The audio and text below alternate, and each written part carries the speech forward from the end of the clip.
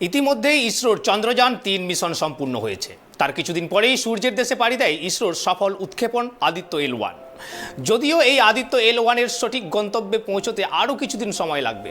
এই রকেটগুলি লঞ্চ কিভাবে করবে ভূপৃষ্ঠ থেকে সফল উৎক্ষেপণের জন্য ইসরোর বিজ্ঞানী এবং ইঞ্জিনিয়ারদের যে স্পেশাল টিম রয়েছে, এই টিমের মধ্যে একজন গুরুত্বপূর্ণ সদস্য পিনাকি রঞ্জন সরকার, যার পিতৃভূমি লালমাটির জেলা বাঁকুড়ার পাত্রসাহের থানার টাসুলি গ্রাম। তার বাবা চাকরির সূত্রে কোচবিহারে থাকেন, যে কারণেই পিনাকি রঞ্জন সরকার ছোট থেকেই বড় হয়েছে কোচবিহারে। এদিন পিতৃভূমি গ্রামে বাবা মায়ের হাত ধরে আসতেই গ্রাম জুড়ে খুশির হাওয়া। তড়িঘড়ি গ্রামবাসীরা ভারতবর্ষের তথা টাসুলি গ্রামের এই কৃতি সন্তানকে শুভেচ্ছা জানানোর জন্য একটি সম্বর্ধনা মঞ্চের আয়োজন করে। এদিনের এই সম্বর্ধনা অনুষ্ঠানে ভিড় জমান শুধুমাত্র টাসুলি গ্রামের মানুষজনই নয়, আশেপাশের বেশ কয়েকটি গ্রামের কয়েকশো মানুষ।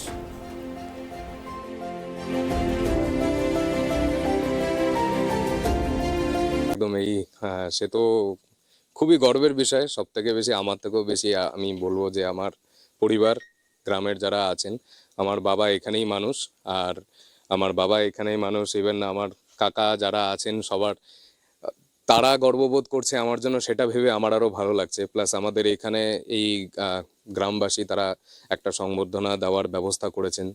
তো মূলত আমার থেকেও আমি বুঝতে পারছি সেটা, মানে বাবা মার ক্ষেত্রে সেটা বেশি গর্বের বিষয়।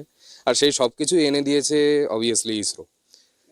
সেটা ধরে নিন যে চন্দ্রয়ানের সাফল্যতার জন্য যে বিশ্বের দরবারে ইন্ডিয়ার বা ভারতবর্ষের যে এখন অবস্থান, সেটা সম্পূর্ণ ইসরোর। শুধু এখানে অবভিয়াসলি আমি একা নই, সেরকম প্রচুর হাজার হাজার ইঞ্জিনিয়ার কাজ করেছে।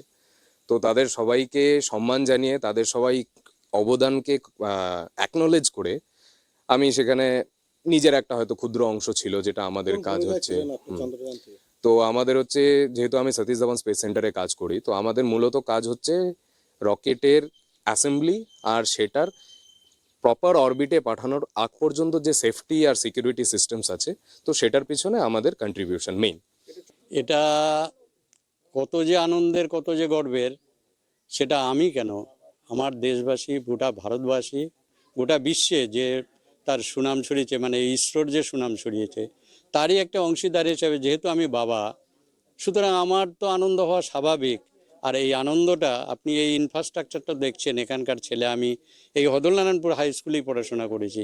এখান থেকে পড়াশোনা করে আমি একটা হাই স্কুলে, হায়ার সেকেন্ডারি স্কুলে চাকরি করতাম।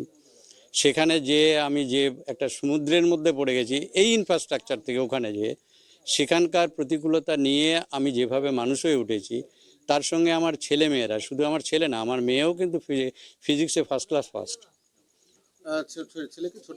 ছোটবেলা থেকেই আমি ওদের মাধ্যমিক পর্যন্ত আমার বাড়িতে আমি নিজের তত্ত্বাবধানে পড়াতাম। হ্যাঁ, ওর একটা বড় শখ ছিল। আমার একটা রুমই আছে, সেই রুমে ও সবসময় বিভিন্ন জিনিস নিয়ে একটু গবেষণা করার চেষ্টা সবসময় থাকতো। আর ওর, হ্যাঁ, ছোটবেলা থেকে ওর একটা অনুসন্ধিৎসা ছিল যে আমি কিছু খুঁজে বার